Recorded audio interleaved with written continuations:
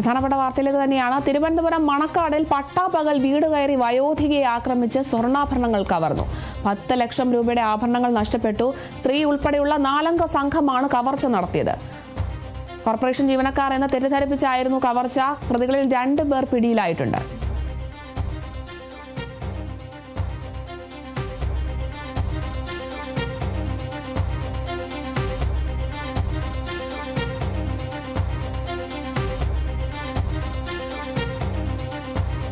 തിരുവനന്തപുരത്ത് നിന്നാണ് ഇത്തരത്തിലൊരു വാർത്ത എത്തുന്നത്. തിരുവനന്തപുരം മണക്കാടിൽ പട്ടാപകൽ വീട് കയറി വയോധികയെ ആക്രമിച്ച് സ്വർണ്ണാഭരണങ്ങൾ കവർന്നു എന്നൊരു സംഭവമാണ് ഇപ്പോൾ നടന്നിരിക്കുന്നത്. 10 ലക്ഷം രൂപയുടെ ആഭരണങ്ങളാണ് നഷ്ടപ്പെട്ടിരിക്കുന്നത്. സ്വർണത്തിന് ഇത്രയധികം വില കൂടിയ ഒരു സാഹചര്യത്തിലാണ് ഇത്തരത്തിൽ 10 ലക്ഷം രൂപയുടെ ആഭരണങ്ങൾ നഷ്ടപ്പെട്ടു എന്നൊരു വാർത്ത ലഭിക്കുന്നത്. അതുമാത്രമല്ല, വയോധികയെ ആക്രമിച്ചതിന് ശേഷമാണ് ഇത്തരത്തിൽ സ്വർണ്ണാഭരണങ്ങൾ കവർന്നെടുത്തിരിക്കുന്നത്. സ്ത്രീ ഉൾപ്പെടെയുള്ള 4 അംഗ സംഘമാണ് ഇത്തരത്തിൽ കവർച്ച നടത്തിയിരിക്കുന്നത്.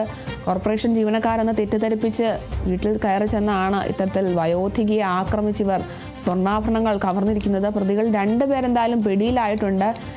എത്ര പേർ ബാക്കി പിടിയിലാകാനുണ്ടെന്നുമായി ബന്ധപ്പെട്ട കൂടുതൽ വിവരങ്ങളൊന്നും ലഭ്യമായിട്ടില്ല. എന്തായാലും 4 അംഗ സംഘമാണ് കവർച്ച നടത്തിയതിൽ 2 പേർ പിടിയിലായിട്ടുണ്ട്. 2 പേരെ ഇനിയും കിട്ടാനുണ്ട്.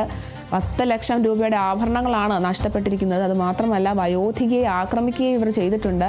ആക്രമിച്ചതിന് ശേഷമാണ് ഇവർ സ്വർണ്ണാഭരണങ്ങൾ കവർന്നിരിക്കുന്നത്.